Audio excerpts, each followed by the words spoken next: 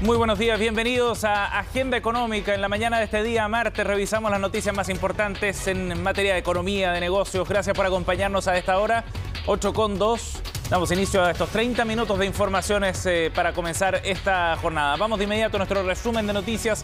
Tenemos hartos temas para revisar en áreas bien distintas, pero vamos a comenzar con el tema que marcará la jornada sin duda hoy día desde el punto de vista económico y financiero. Hablamos de la reunión de política monetaria que concentra la atención, por supuesto, por la decisión que vaya a adoptar el Banco Central. Se da por descontado que habrá un aumento de tasa. ¿De cuánto será ese aumento? Es lo que está en discusión por estas horas. Algunos, como los encuestados encuesta de operadores financieros del Banco Central, plantean que podría subir hasta un 9%. El grupo de política monetaria ayer decía que era necesario llevar la tasa de interés a un 9,5%. Todo esto en un momento de alta inflación que, según la CPC, en un reporte conocido el día de hoy, podría llegar incluso hasta un 13% anual, la inflación acumulada en el pic de este ciclo que estamos viviendo. Vamos a revisar más detalles en unos minutos acá en Agenda Económica.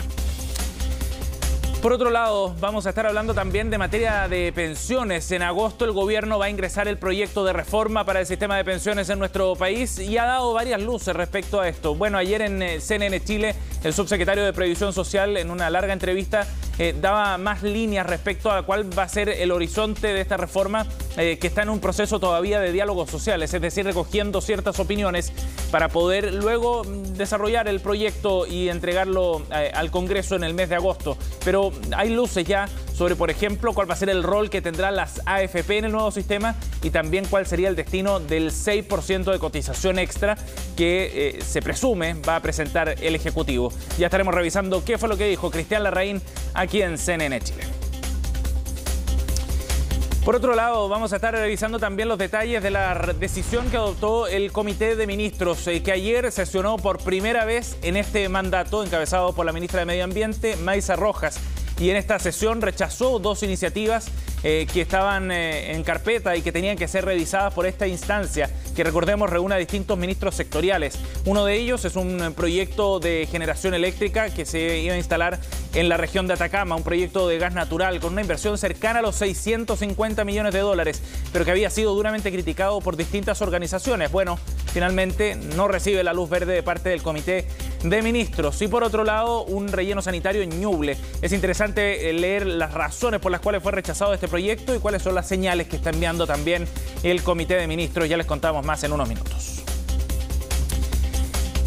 Y en la entrevista del día de hoy vamos a abordar un tema que se hace cada vez más preocupante, no solo desde la perspectiva económica, sino también por los efectos políticos y sociales que puede tener la crisis alimentaria que se está viviendo a nivel global. Ayer la CEPAL entregó un informe respecto a este tema, haciendo una proyección y una advertencia también para los gobiernos bien relevante. 7,8 millones de personas en Latinoamérica están en riesgo de caer en inseguridad alimentaria. Hay millones en el mundo que están en una situación similar, dicen distintas proyecciones de organizaciones a nivel internacional. Todo esto debido al aumento de precios, a la falta de producción en algunos productos básicos. La guerra en Ucrania, por ejemplo, ha tenido un efecto importante en el aceite de maravilla, en el trigo, entre otros cereales, y eso está generando problemas.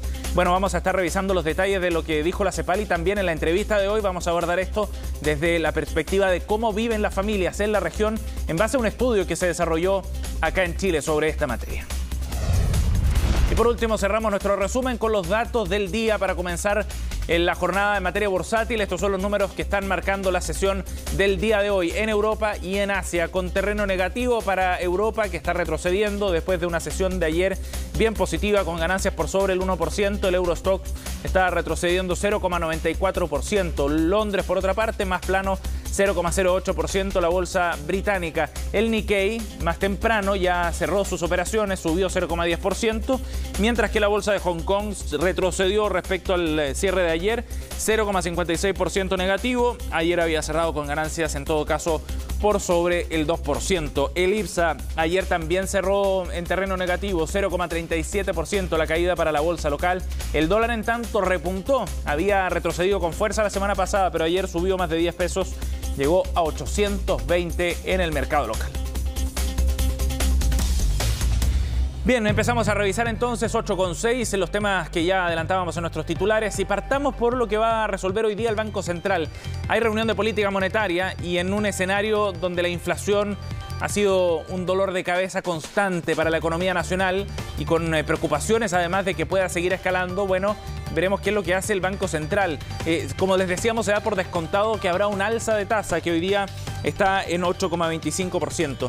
La pregunta es, ¿hasta qué nivel va a llevar la tasa el Banco Central? Y ahí hay visiones distintas. Ayer el Grupo de Política Monetaria, que es una organización independiente de economistas que analizan el escenario y hacen propuestas en esta materia, adelantaba su visión sobre este asunto y decía que era necesario llevar la tasa de política monetaria hasta un 9,5%. En otro golpe de timón de parte del Banco Central por un alza de 125 puntos sería bien fuerte, porque aseguran desde el Grupo de Política Monetaria que es necesario frenar las expectativas de inflación en un horizonte de largo plazo. Recordemos que en las últimas encuestas de operadores financieros, hacia 2 años más adelante, todavía se observa un horizonte de inflación superior al 4%. Y eso es lo que es necesario anclar, dicen los economistas que forman parte de este Grupo de Política Monetaria. Incluso con la economía en recesión, como se estima que estaremos en el segundo trimestre de este año. Lo importante, enfatizan, es mantener la credibilidad del Banco Central. En eso están de acuerdo los economistas del grupo y por eso entonces plantean que es necesario llevarla hasta 9,5%. ¿Qué es lo que dice el mercado? La encuesta de operadores financieros planteaba en su última versión un consenso en torno al 9%, es decir, un alza de 0,75 puntos base. Y veremos qué es lo que realiza finalmente el Banco Central en la reunión de esta tarde. Mañana tendremos el dato de inflación del mes de mayo, lo publica el INE y veremos cómo está desarrollándose finalmente este ciclo inflacionario. Pero ojo con este informe que publicó hoy día el diario Mercurio. La CPC advierte que la inflación podría llegar a un 13% durante este año, en el pic, no hacia el cierre del año, sino en el momento más álgido del ciclo. Veremos qué camino va trazando el dato que conoceremos mañana en esta materia, publicado por el INE. Bien, y vamos a revisar ahora detalles del trabajo que está desarrollando el gobierno respecto a la reforma de pensiones. Como les contábamos, ayer en CNN Chile estuvo el subsecretario de Previsión Social, Cristian Larraín, y en el contexto de los diálogos sociales que se están llevando adelante para recoger insumos que permitan alimentar el proyecto que llevará el gobierno, el subsecretario se refirió a un punto bien relevante. ¿Cuál será el destino del 6% de cotización extra que probablemente se plantee en este proyecto? Llevando la cotización desde un 10% hasta un 6, hacia un 16%, digo. En ese sentido, el subsecretario fue bien enfático respecto a la necesidad de generar un nuevo pilar de ahorro colectivo para el sistema. Ninguna reforma va a ser viable si no va a ser una combinación de capitalización individual y capitalización colectiva. Sin jugarme con números específicos, decirte que el candidato natural para ir a la cuenta capitalización individual es la actual cotización del trabajador y el candidato natural para ir a un ahorro colectivo es el aporte patronal. Seguiría entonces este 10% yendo a cuenta individual y el 6% o lo que se defina como tasa extra iría a un fondo colectivo. No me quiero jugar con números específicos. Mi respuesta es lo que te dije, Nicolás. Necesitamos las dos cosas porque sin las dos cosas no podemos mejorar las pensiones a los actuales jubilados, nos vamos a demorar mucho. Pero si hacemos puro reparto, lo que va a pasar es pan para hoy y hambre para mañana. Bueno, ahí ratificaba entonces el subsecretario el mensaje que dio el presidente Gabriel Boric en su cuenta pública cuando aseguraba que los ahorros de los trabajadores a la fecha serían respetados como ahorros individuales en las cuentas individuales, pero también daba algunas luces Cristian Larraín respecto a la posibilidad de que el nuevo ahorro que se genere, sea quien lo financie, ya sea el empleador o los trabajadores, bueno, iría hacia un ahorro colectivo para generar, como decíamos, este nuevo pilar. También se refirió Larraín respecto a otro tema bien debatido, el rol que tendrán las AFP en el nuevo sistema. Esto fue lo que dijo. Todos los organismos públicos de pensiones se reservan la posibilidad de subcontratar una parte o la totalidad de la inversión sobre la base de criterios técnicos. ¿Ahí, en ese aspecto, podrían seguir las AFP? En nuestro programa hemos considerado que no son entidades consistentes y coherentes con una lógica de seguridad social. Las AFP solo podrían mantener la administración de lo que hoy día las personas tienen ahorrado en la AFP. Si tú tienes 30 millones ahorrados en una AFP X, tú puedes dejar tus 30 millones en AFP, en esa AFP. Pero esa AFP no puede seguir participando de la administración de las futuras contribuciones. 8:12, vamos a otro tema. El Comité de Ministros por primera vez se reunió en esta administración, encabezado por la ministra de Medio Ambiente, Maísa Rojas. Y en esta sesión tenían el objetivo de analizar dos proyectos. Uno con una inversión millonaria en la zona norte, otro en la zona sur. Ambos fueron rechazados finalmente por la instancia. El primer proyecto se trata de una iniciativa de gas natural que se buscaba desarrollar en la zona norte, en la región de Atacama. Tenía una inversión millonaria por más de 650 millones de dólares. Sin embargo, el proyecto fue rechazado por parte de esta instancia que, recordemos, reúne a distintas carteras sectoriales para analizar los proyectos. Esta iniciativa buscaba levantar una planta de gas natural de 650 millones de dólares en la región de Atacama. Era un proyecto relacionado a firmas como Shell y Mitsui, entre otras, y buscaba la construcción y operación de esta iniciativa integral de generación eléctrica en base a GNL. Eso significaba tener un terminal en la costa, un gasoducto y una central de generación. Tenía ya una resolución de calificación ambiental a su favor el proyecto. Sin embargo, distintos recursos, entre ellos 15 presentados por municipios, otros 13 de organizaciones medioambientales, finalmente terminan por derribar esta iniciativa. Lo que ha dicho la cartera de Medio Ambiente es que la iniciativa tenía deficiencias en la línea de base del proyecto, la línea de base marina, y eso resultaba imposible descartar impactos en especies y ecosistemas marinos que están en peligro de extinción. Ha habido fuerte resistencia ciudadana también en esta materia, mientras que el Tribunal Ambiental ya había acogido una reclamación de parte de municipios locales en contra de este proyecto que buscaba generar 540 megawatts de potencia instalada. Por otro lado, el otro proyecto rechazado era un relleno sanitario que se instalaría en la región de Ñuble, pero cuya resolución de calificación ambiental ya había sido rechazada. Es decir, el Comité de Ministros estaba ratificando esa RCA negativa y era una inversión menor de 4,5 millones de dólares. Importante pensando en las señales también que está dando el gobierno en esta materia y el Comité de Ministros en particular, instancia por la que podrían pasar varios proyectos de inversión importantes. Ya le contábamos en titulares que la CEPAL ayer sacó un informe sobre un tema que es muy preocupante por los alcances que puede tener.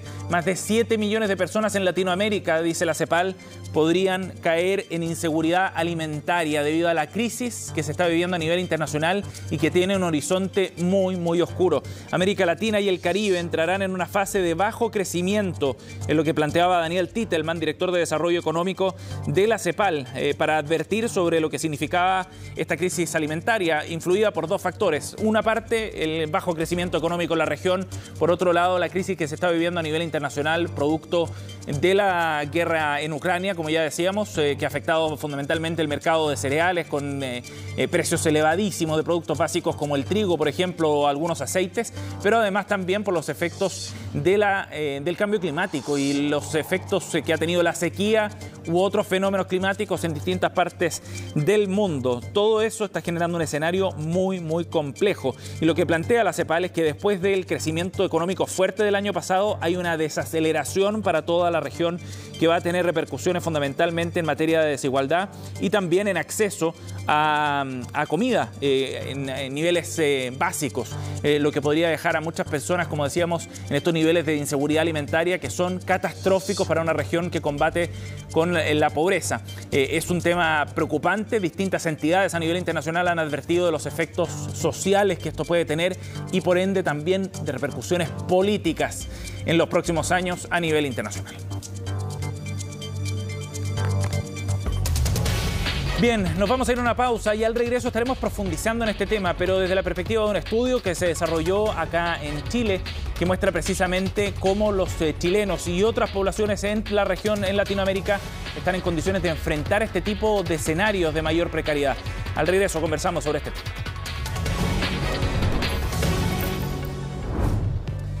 Bien, ya estamos de vuelta en Agenda Económica, 8:18 para seguir revisando detalles sobre lo que significa el escenario en materia de inseguridad alimentaria. Como ya comentábamos antes, La CEPAL ha publicado un estudio sobre esta materia, pero son distintas organizaciones que advierten los riesgos que hay en relación a los problemas de acceso a alimentación, a una alimentación mínima, a una alimentación base. De hecho, un estudio publicado recientemente por la Universidad de la Frontera revela que más de la mitad de las familias en Chile, Colombia y Argentina no tienen capacidad para enfrentar una emergencia económica más allá de sus gastos cotidianos. Y este es un tema bien relevante, fundamentalmente por cómo se enfrenta desde el punto de vista emocional también un escenario de esta naturaleza. Es lo que vamos a conversar con una de las autoras de este estudio, investigadora académica de la Universidad de la Frontera, Marianela De Negri. Gracias por el contacto, Marianela, muy amable. Gracias, Sebastián. Buenos días. Bueno, Marianela, este es un tema fundamental, sobre todo en momentos de crisis, ¿no? Como los que se están viviendo o de ciertas turbulencias económicas. ¿Qué es lo que muestra este estudio respecto a la forma en la que los hogares chilenos, las familias chilenas pueden enfrentar un escenario de inestabilidad, ya sea por altos precios, desempleo, acceso a alimentos, entre otros? Mira, yo diría que lo más fundamental que muestra el estudio que fue hecho en Chile, Argentina y Colombia es que la situación de la familia chilena se deterioró notablemente durante la pandemia, pero ya venía con un deterioro desde antes.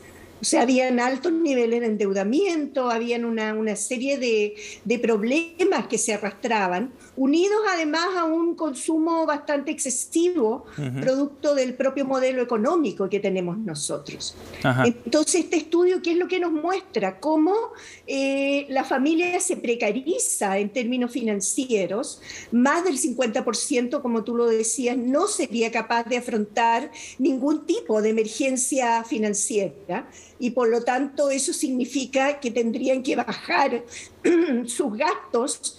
¿Y dónde se bajan habitualmente los gastos? A nivel de alimentación. Y eso es mucho más evidente en las familias de los sectores más vulnerables. Claro. Esto es interesante, Marianela, porque viene una rama de investigación de la psicología económica que es bien relevante, porque finalmente determina decisiones, ¿no? Y patrones de comportamiento finalmente.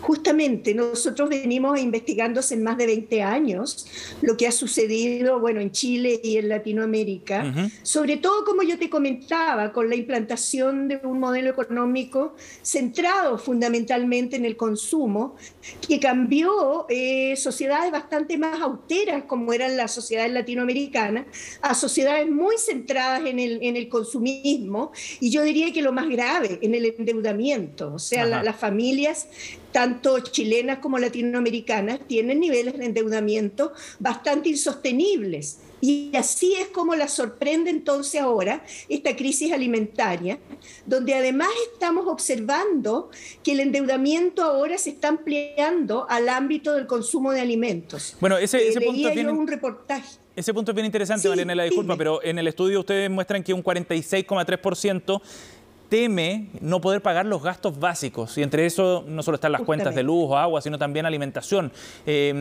¿Cómo ve usted ese punto en particular y los efectos que tiene desde cómo financiar ese tipo de gastos? Sí.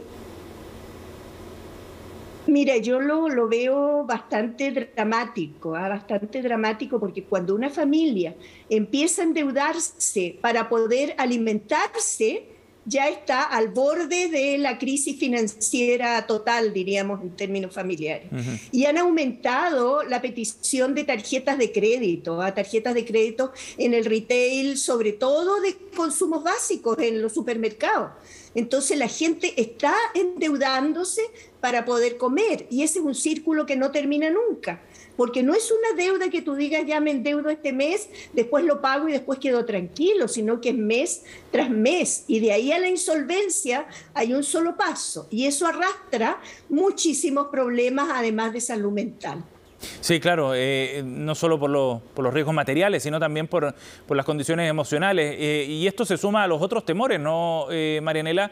Temor a perder empleo, que es lo que muestra este estudio, el temor de que alguien se enferme y no sea posible. Eso finalmente nos lleva a la discusión de cuál es el nivel de garantías que tienen hoy día las familias chilenas para desarrollar sus vidas. ¿Qué es lo que nos muestra ese estudio en este sentido, Marianela?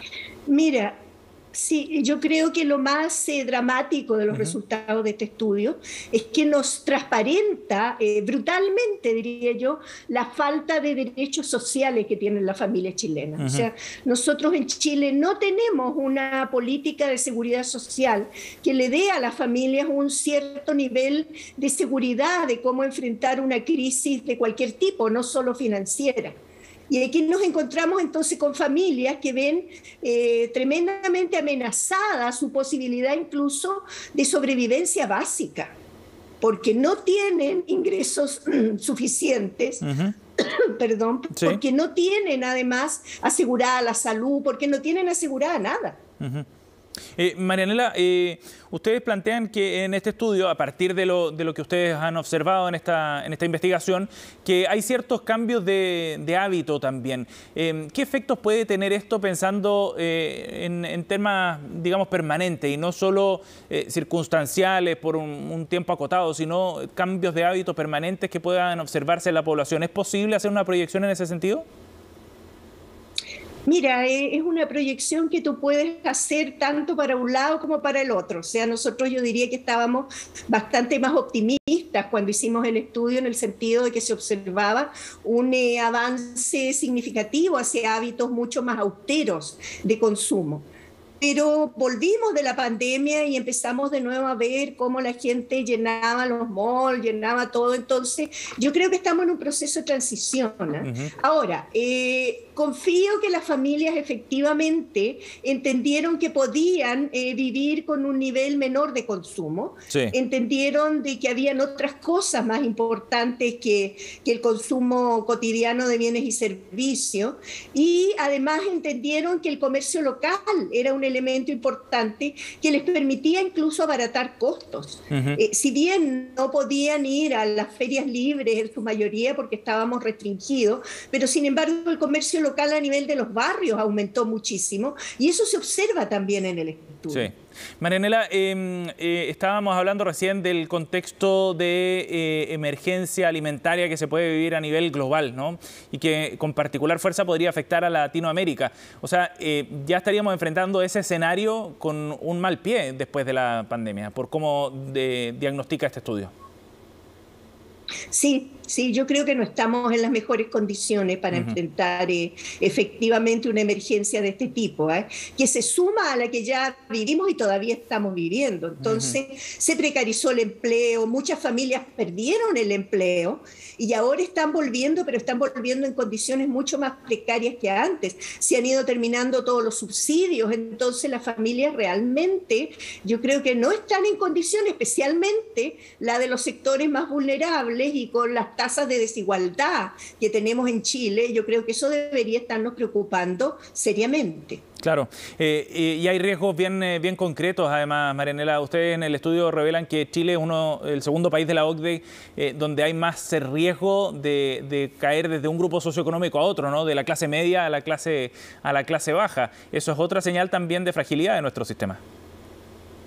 Justamente, o sea, nosotros tenemos un tejido social y un tejido socioeconómico tremendamente frágil. Si bien tenemos un porcentaje importante de clase media, pero es clase media muy precaria, como tú dices. O sea, clase media que ante cualquier embate del medio externo va a descender y eso va a provocar más problemas todavía y un mayor aumento de las familias en cuanto a su vulnerabilidad. Exacto, y eso es lo que debe orientar ahora ciertas políticas públicas para tratar de amortiguar el impacto. Marianela, muchas gracias por conversar con nosotros sobre este estudio, muy amable. Gracias, Sebastián. Gracias. Ha sido un gusto. Igualmente, hasta luego, buen día. 8:27, estamos cerrando Agenda Económica. Gracias por acompañarnos en minutos. Comenzamos Noticias Express aquí en CNN.